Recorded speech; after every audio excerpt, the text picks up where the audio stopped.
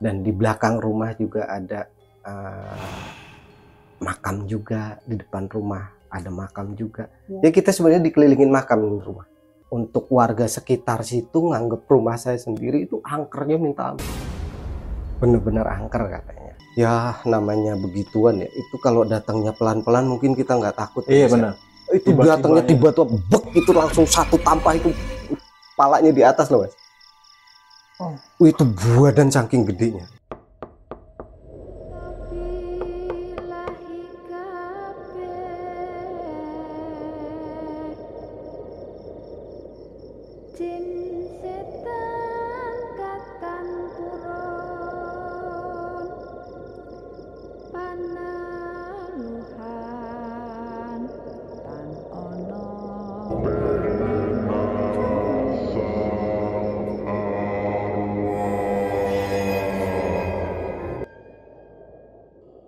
Assalamualaikum warahmatullahi wabarakatuh. Shalom, namo buddhaya, om swastiastu, salam kebajikan dan salam arwah buat teman-teman sahabat pena dimanapun kalian berada.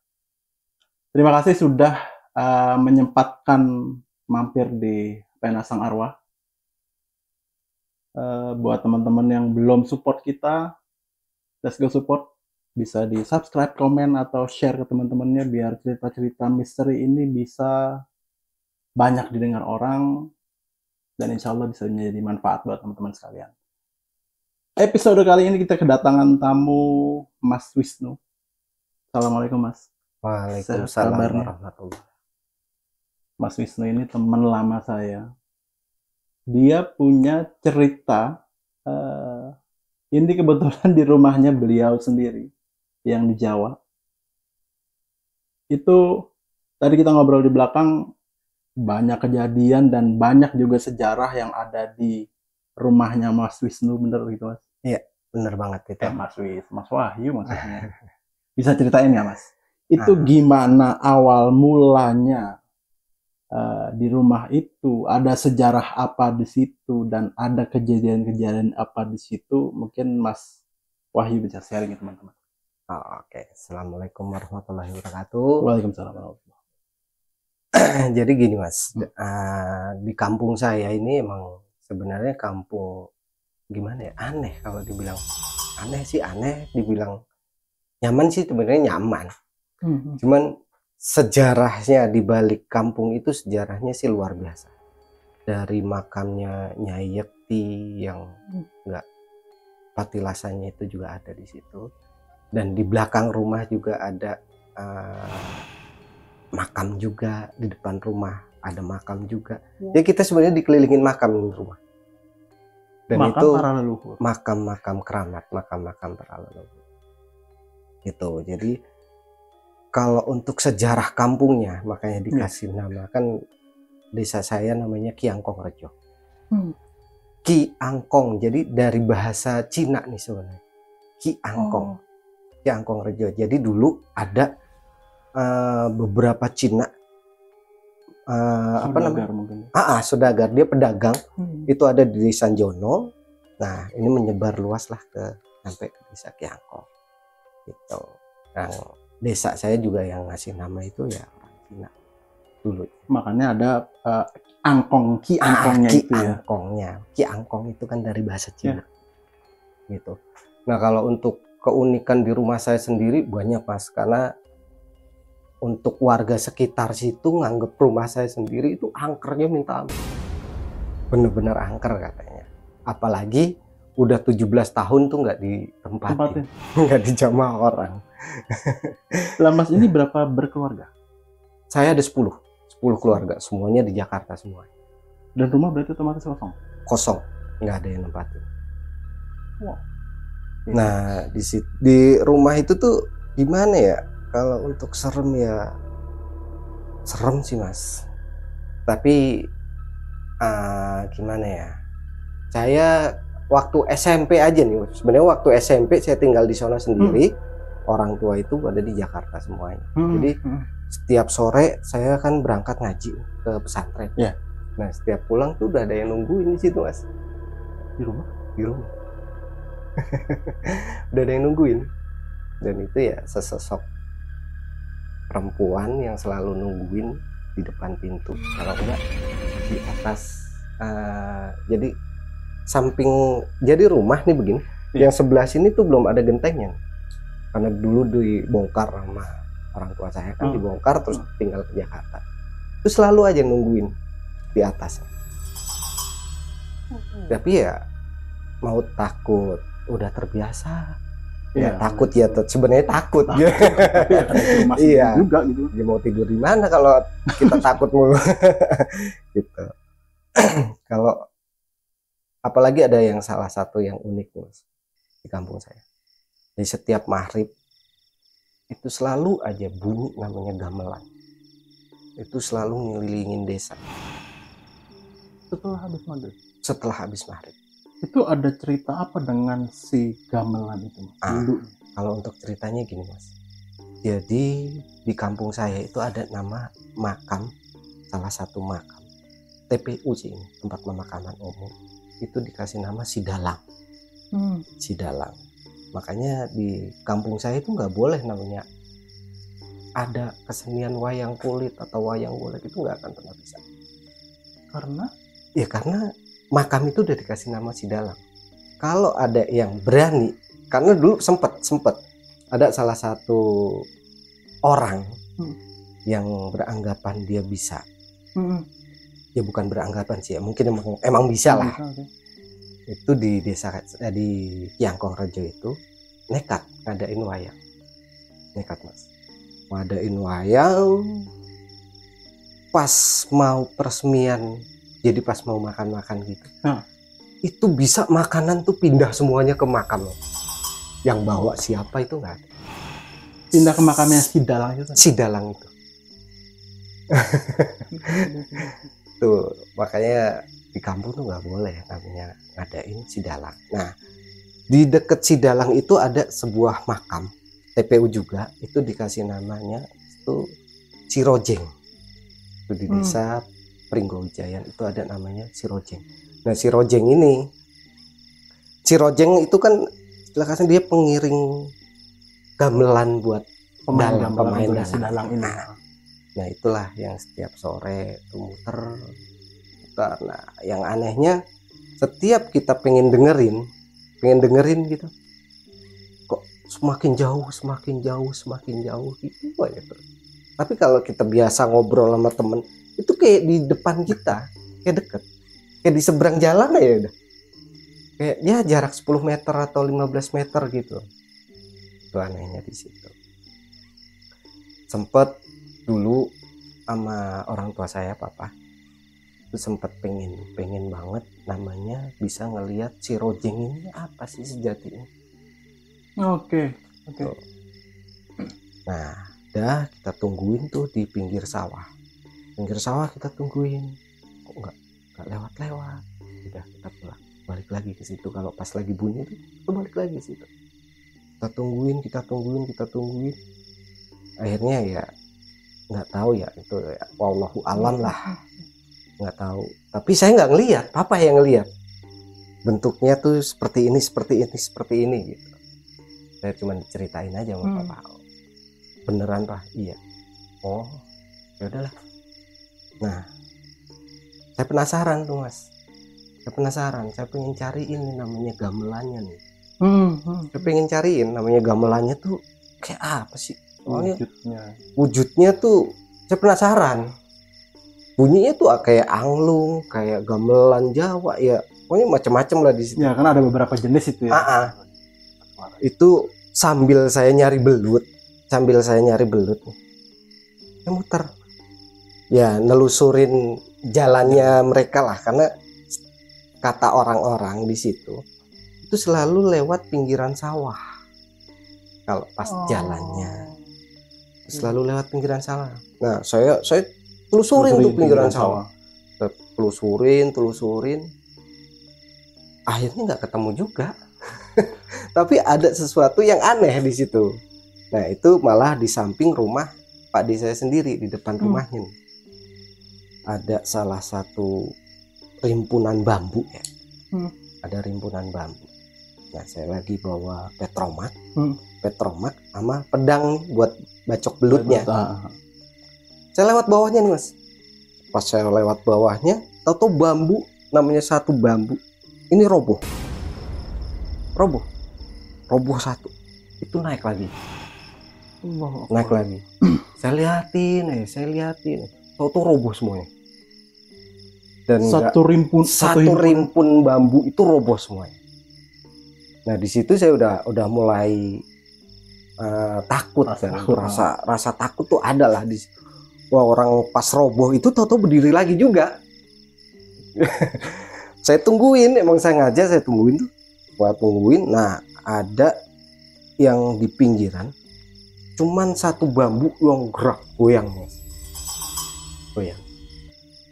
Saya kuat-kuatin tuh namanya nyali. Saya kuat-kuatin nyali, saya berani-beraniin. Karena saya udah kesel juga, orang saya capek nyari belut, digangguin. Itu paling gedek saya. Nah itu tuh petromak saya taruh, pedang nih saya tancepin, saya tangkep nih bambunya, gantian saya orak.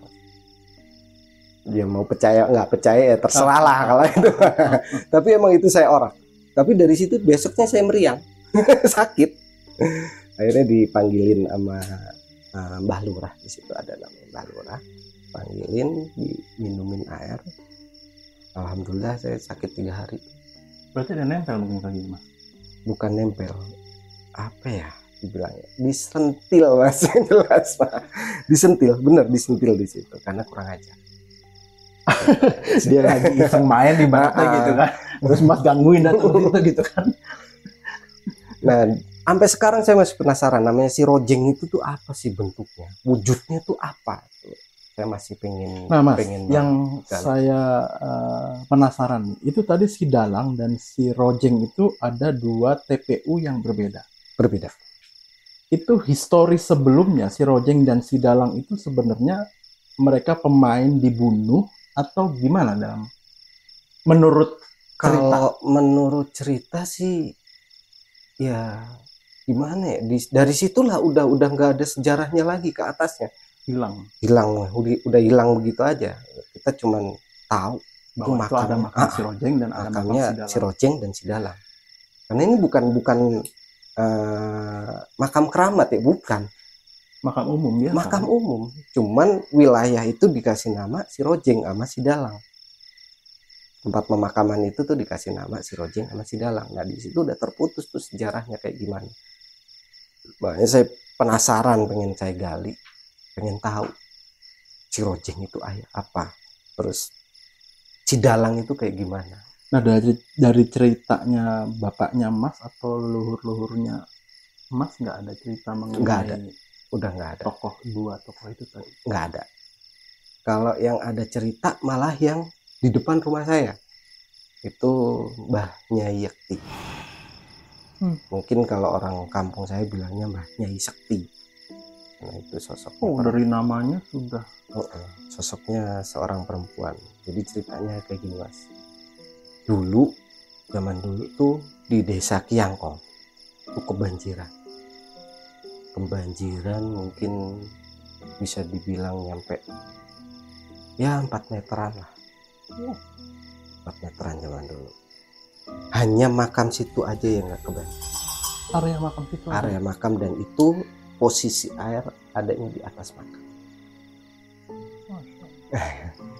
Itu dari cerita-cerita orang dulu di kampung saya. Nah mohon maaf, tadi apa Kiai Sekti tadi? Nyai Yekti. Nyai Yekti itu berarti seorang perempuan.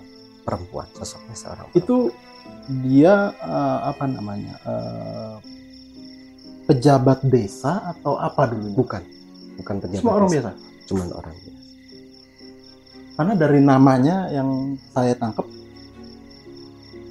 Nyi Sekti itu sakti mungkin, atau sesuatu apa, dia punya pegangan tertentu atau gimana? Karena sebenarnya dari namanya itu bukan Sekti, karena mungkin lidah Jawa, lidah orang sono ya, kepleset jadinya Nyai Sekti, padahal Nyai Yekti bukan Nyai Sekti.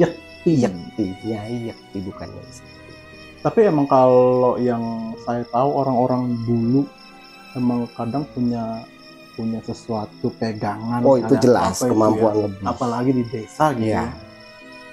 Itu udah pasti kalau orang-orang dulu, karena kan satu, kalau orang dulu itu gimana ya Mas ya, kita buat keluar kampung itu udah harus dipegangin, udah harus ada pegangan sendiri lah. Apa yang terjadi setelah kita melangkah di luar Karena kampung. takutnya kalau zaman dulu kan mungkin zaman penjajahan atau zaman ya itulah, tahu-tahu ada Belanda atau tembak kan.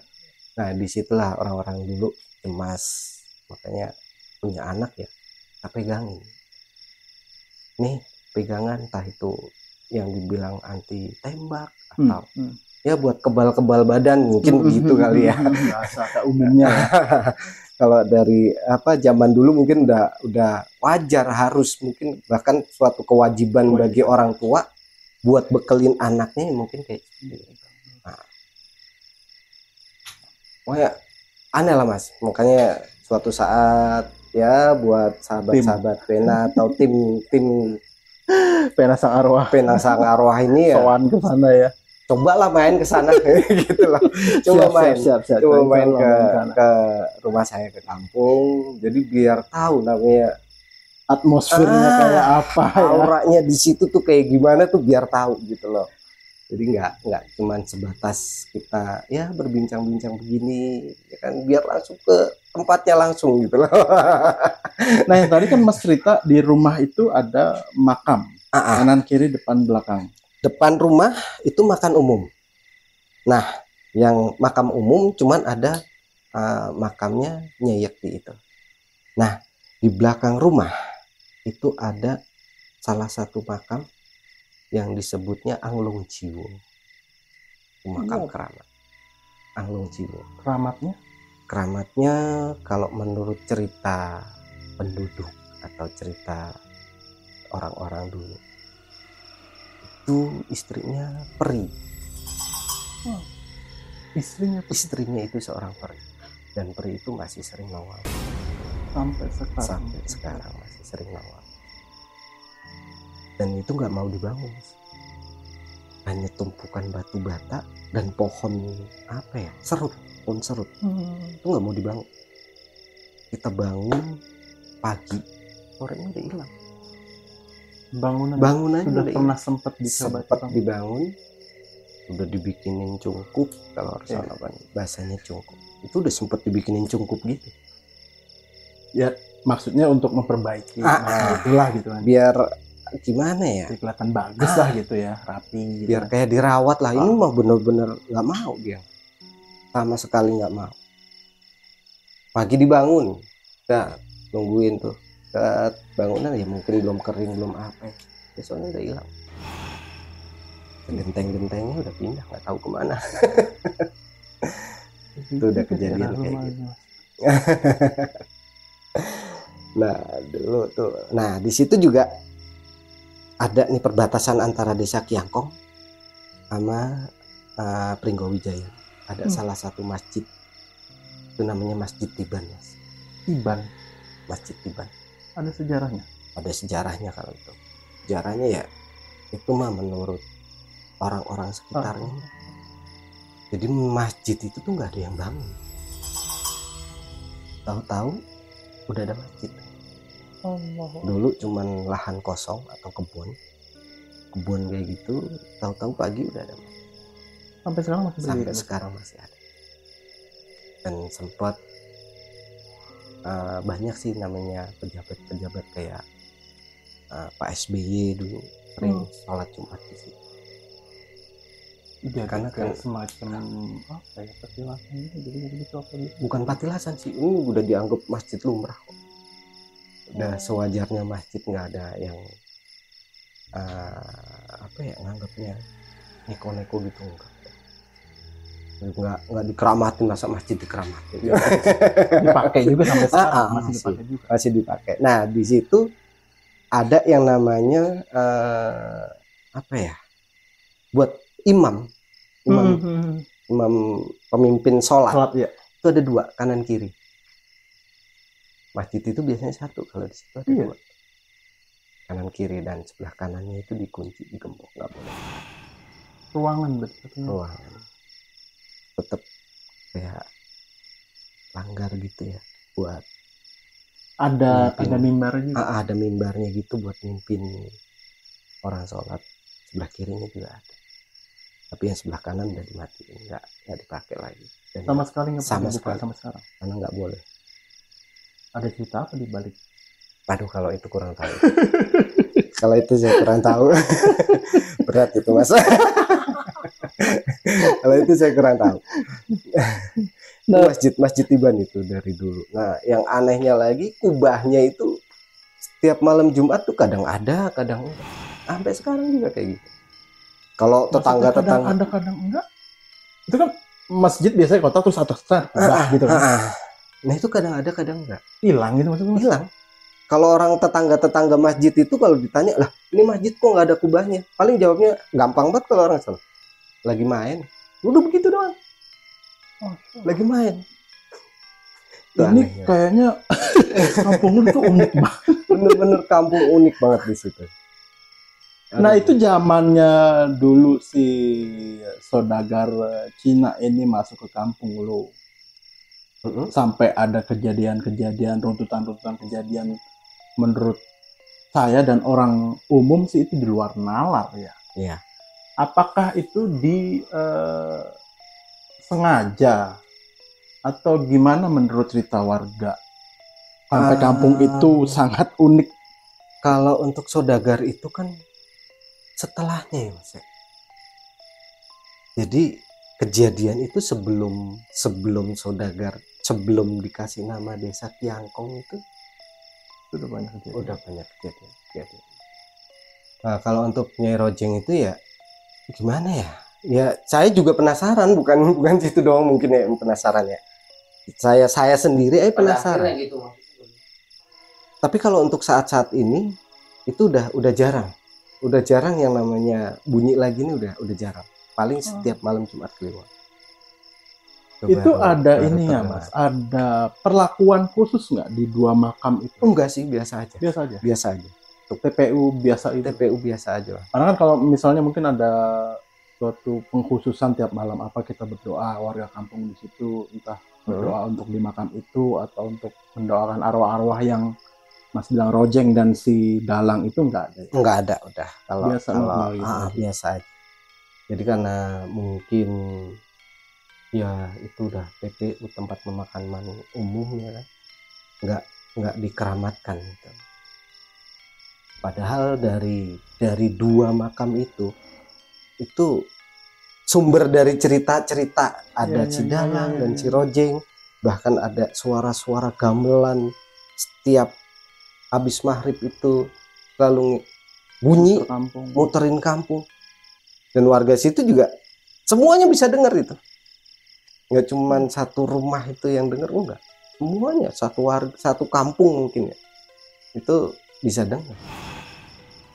Jadi nggak cuman orang-orang yang punya kelebihan atau apa itu, orang umum pun bisa dengar suara-suara gamelan bunyi kelilingin kampung. Cuman ya dengan satu syarat. Pokoknya nggak boleh kita dengerin ini posisinya di mana gitu. Niat ini posisinya di mana nih, dengerin itu enggak. Karena akan semakin jauh. Itu ada pernah kejadian apa orang misalnya niat ataupun mengganggu rombongan yang lewat si Rojeng itu tadi, terus kejadian sesuatu gitu, pernah ada? Nggak pernah sih, alhamdulillah tuh nggak mengganggu. Kayaknya gimana ya, mungkin mereka ngamanin desa kali Mas. Kayak sistem ronda kali ya. Jadi cuman kayak apa ya, patroli ronda. Patroli ronda. Cuman kan keliling dia Mas. Keliling. Itu desa luasnya berapa besar? Waduh, kalau untuk luasnya saya kurang paham lah itu. Luas banget. Luas sih. Cuman di wilayah kayak RT 2 sampai pokoknya kalau di sana kan ada dusun 1, dusun 2, dusun 3. Ini untuk di daerah dusun 2 sama dusun 1-nya aja. Dusun 2 sama dusun 1 sama dusun 2 aja yang dusun sering. 3-nya nggak pernah ada. Enggak, karena kan dusun 3-nya itu adanya di jauh Mas. Biarpun itu masuk desa Kiangkong, Itu jauh udah ngelewatin Iya, sawah. yang di kampung biasanya jauh luas. Jauh. Itu ada berapa rumah di satu dusun tuh kira-kira? Sekitar berapa rumah ya? Mungkin ada 150-an rumah kan. Ya, karena biasanya di kampung tuh besar, luas. Luas. Jadi rumah tanahnya penuh sih. Iya, Luas halamannya karangan. gitu.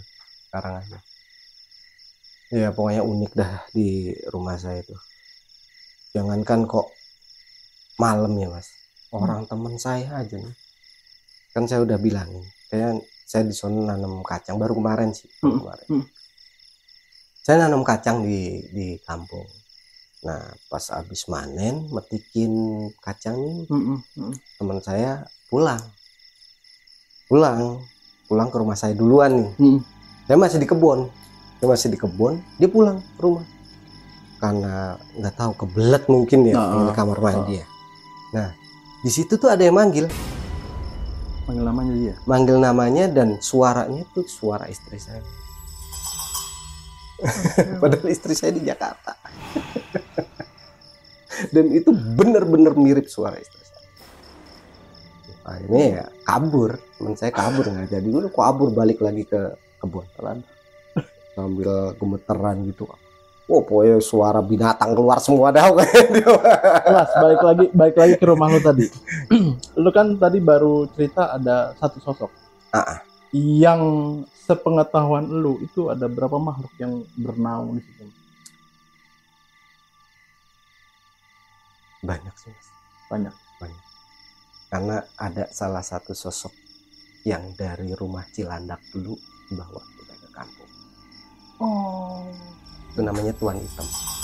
Tujuannya untuk atau memang karena dia pengen ngikut sama papa. Jadi dulu di Cilandak, rumah saya dulu di Cilandak di Gang Abah sini.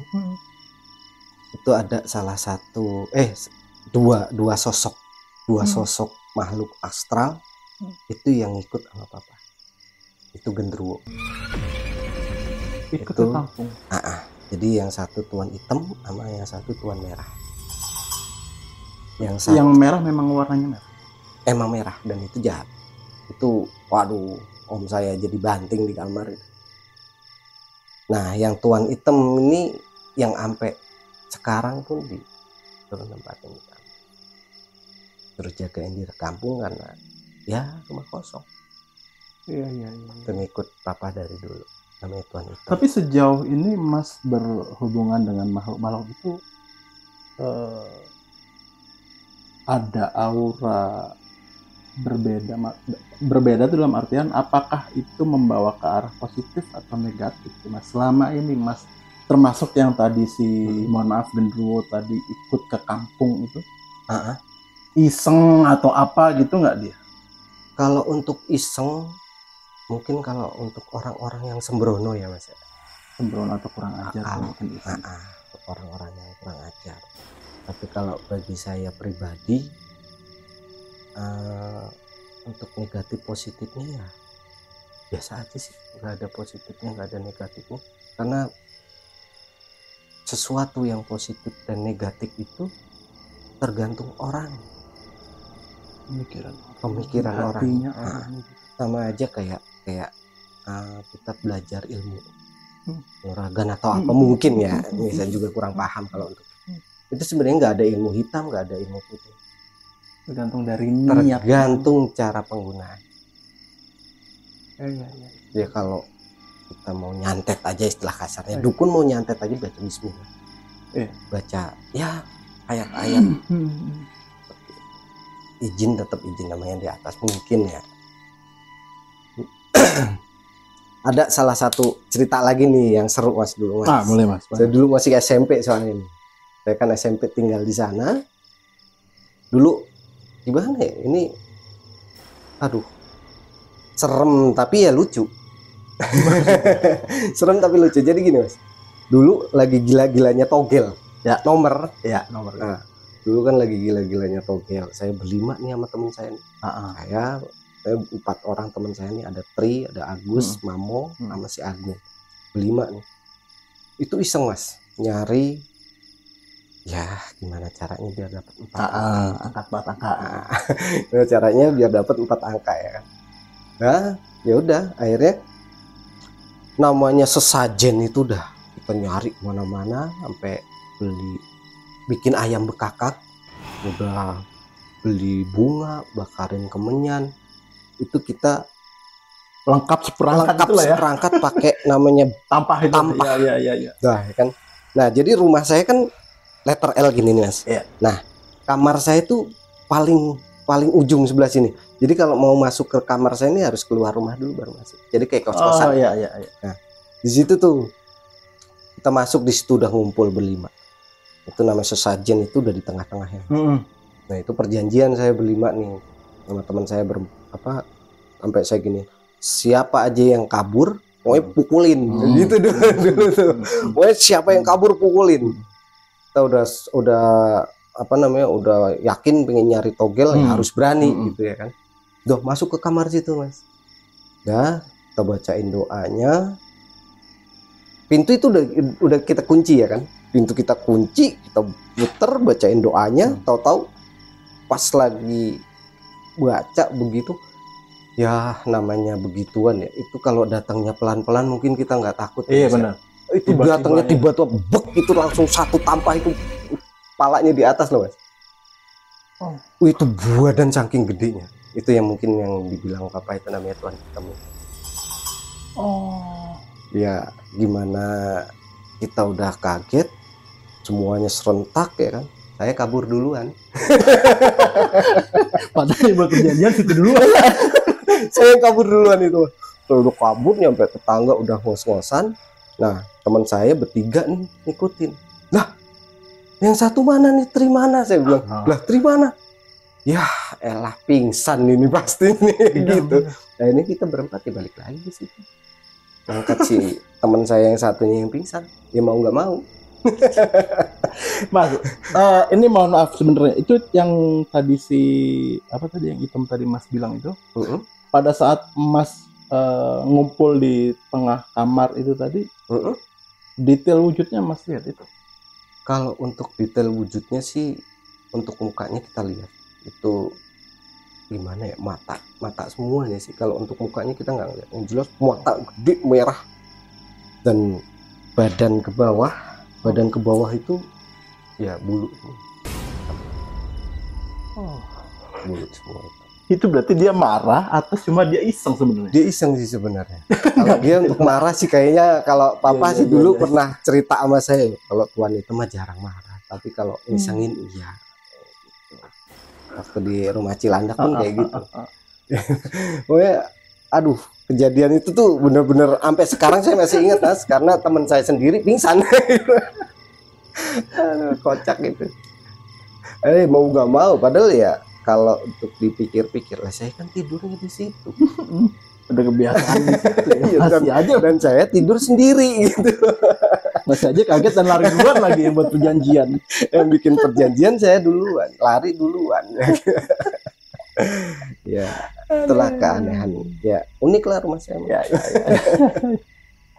Jadi begitu teman-teman, sahabat pena sekalian, cerita dari Mas Wahyu ini. Oh iya, Mas Wahyu, ada nggak pesan-pesan buat teman-teman, pesan-pesan positif lah, pesan-pesan positif terutama buat teman-teman yang menyaksikan tayangan ini, apa yang pengen Mas sampaikan? Buat teman-teman sahabat pena, ya carilah pengalaman yang kira-kira positif aja, jangan yang negatif kayak nyari togel atau apa, itu kan udah arahnya itu negatif. Karena ada dunia kita nggak tahu dunianya para makhluk astral, bahkan ya mungkin di sebelah kita pun ada, dan mereka juga itu pengen keberadaannya tuh dianggap situ ada. Jadi jangan sembrono, itu aja. Kalau bisa sih ya sebisa-bisa kita lah untuk kirimin doa untuk orang-orang yang udah meninggal, atau jangan sembrono kayak kencing kok sembarangan, buang air kecil kok sembarangan, nggak misi-misi. Nah, itu kadang-kadang yang bikin mereka tuh marah. Ya, ya. Ya seperti pesan-pesan gua di beberapa tayangan-tayangan video pena juga, bahwa kita ini sebenarnya hidup di dunia ini ada dua dua dunia yang kita harus bisa saling menghormati dan menghargai gitu. Benar. Mereka juga punya eksistensi, mereka punya kehidupan yang lain, kita pun juga ada. Alangkah baiknya kita bisa bersinergi, saling menghargai, saling menghormati. Itu akan lebih baik dibandingkan kita mempunyai niat yang kurang baik. Kayak tadi Mas bilang, minta satu tujuan apa dan mau arah ke pesugihan atau minta tombel apa segala macam, itu sebaiknya dihilangkan dari niat dihindarin dan yang kurang baik. Iya. Sekian perjumpaan kita sama Mas Wahyu. Makasih Mas Wahyu, sehat-sehat terus. Salam buat keluarga. Akhir kata, assalamualaikum warahmatullahi wabarakatuh dan salam arwah.